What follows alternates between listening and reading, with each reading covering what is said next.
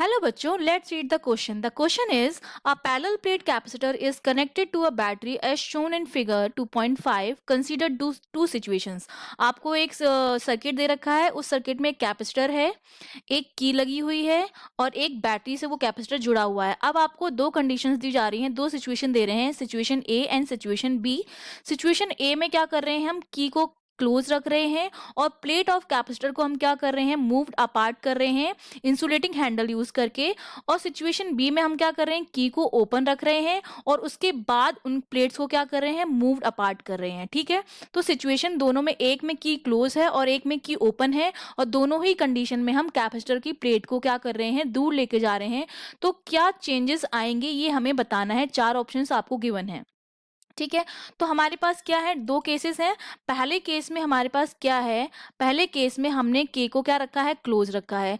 जब की क्लोज रहेगी तो हमारा सर्किट जो होगा वो क्या होगा, कंप्लीट होगा।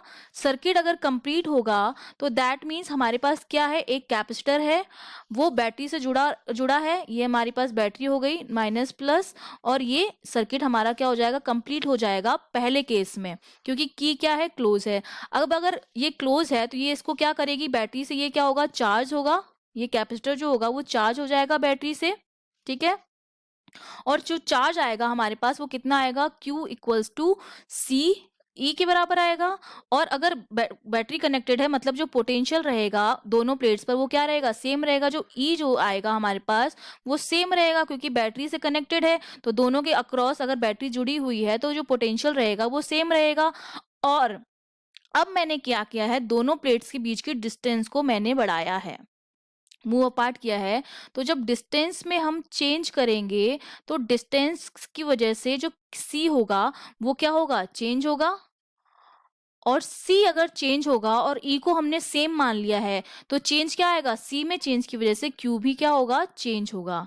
ठीक है, क्यू क्या हो जाएगा, आपका चेंज हो जाएगा, क्योंकि सी में चेंज आ रहा है मूव को प्लेट करने की वजह से, और ई को हमें सेम रखना है तो चेंज किस में आएगा, क्यू चेंज आएगा। मतलब केस वन में आपको क्या करना है, केस वन में आपका वी सेम रहेगा, वी फॉर पोटेंशियल। ठीक है, और मैंने ई इसलिए लिखा है क्योंकि पोटेंशियल ई के इक्वल दे रखा है, तो वी जो होगा पोटेंशियल तो सेम रहेगा केस वन में, और जो चार्ज होगा Q वो चेंज हो जाएगा। क्यों चेंज हो जाएगा, क्योंकि कैपेसिटेंस चेंज हो रहा है।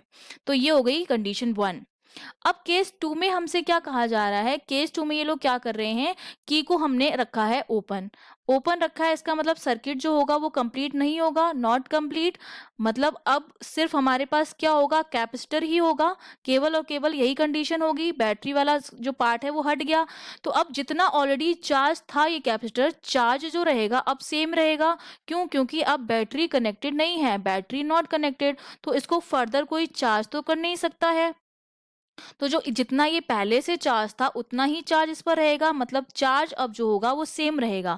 अगर चार्ज सेम है तो क्यू, जब हम डिस्टेंस बढ़ाएंगे तो सी में क्या आएगा, चेंज आएगा। और सी में हमें चेंज आया और हमें पता है कि जो मेरा क्यू है वो किसके बराबर है, सी ई के बराबर। आप चाहें तो वी भी लिख सकते हैं, बेसिकली जो चार्ज होता है वो सी वी से ही दिया जाता है। ई मैं इसलिए लिख रही हूँ क्योंकि यहाँ पे पोटेंशियल ई दे रखा है। अब हमें क्यू को क्या रखना है, सेम रखना है। और अगर ये चेंज हुआ है सी, तो सी में चेंज की वजह से क्या होगा, पोटेंशियल जो होगा वो चेंज हो जाएगा। ये जो होगा वो आपका क्या हो जाएगा, चेंज हो जाएगा। तो केस सेकंड में क्या होगा, क्यू आपका सेम रहेगा और वी जो आपका होगा वो क्या हो जाएगा, चेंज हो जाएगा सी में चेंज की वजह से। ये हमारे पास दोनों की सिचुएशन को हमने देख लिया। अब हम देख लेते हैं ऑप्शंस। ऑप्शन में हमसे क्या कह रखा है, ऑप्शन ए में है Q remain same but C changes. तो ऑप्शन ए तो गलत हो गया, क्योंकि ए वाला जो केस था उसमें क्या था, वी सेम रह रहा था और क्यू चेंज हो रहा था, मतलब ऑप्शन बी जो है वो सेम है, वो सही है। अब सी और डी में देखिए, V remain same and Q changes.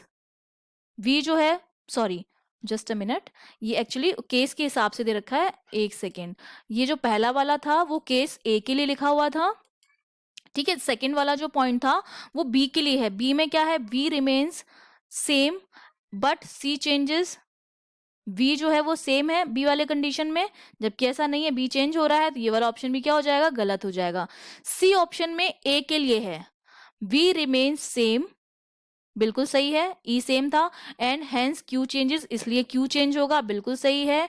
और डी वाले में क्या लिख रहा है, बी सिचुएशन में क्यू जो होगा वो सेम रहेगा और इसकी वजह से बी चेंज होगा, तो ये भी सही है। मतलब आपका जो सी और डी ऑप्शन है वो करेक्ट ऑप्शन है। I hope you understood well. All the best.